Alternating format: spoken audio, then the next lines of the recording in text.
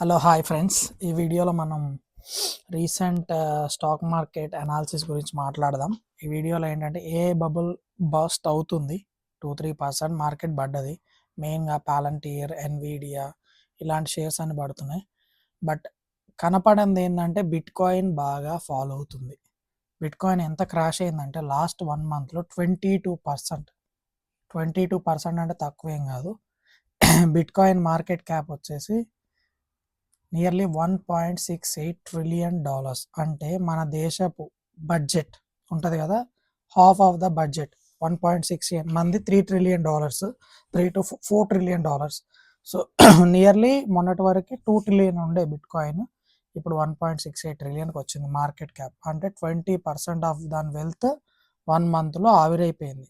మీకు ఇండియన్ టర్మ్స్లో చెప్పాలి అంటే డాలర్స్లో చెప్తా. ఫస్ట్ $1,26,000 ఉండేది, ఇలాంటిది $84,000కి వచ్చింది. అంటే నియర్లీ 1,10,00,000 నుంచి 70,00,000కి, అంటే నియర్లీ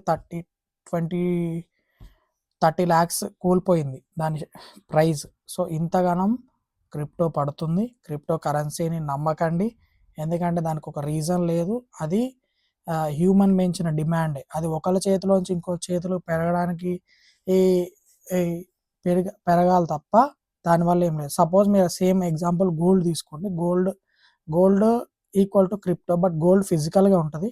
గోల్డ్ ఆర్నమెంట్స్లో వాడతారు, గోల్డ్ ఇండస్ట్రీస్లో వాడతారు. గోల్డ్ వేసుకుంటే అదొక లగ్జరీ లాగా ఫీల్ అవుతారు కాబట్టి దానికి ఒక రకమైన యూసేజ్ ఉంది గోల్డ్కి. బట్ క్రిప్టోని ఒకరి నుంచి ఇంకొకరికి మనీ ట్రాన్స్ఫర్ చేసుకోవడానికి తప్ప ఇంకో రీజన్ ఏమీ లేదు క్రిప్టోకి.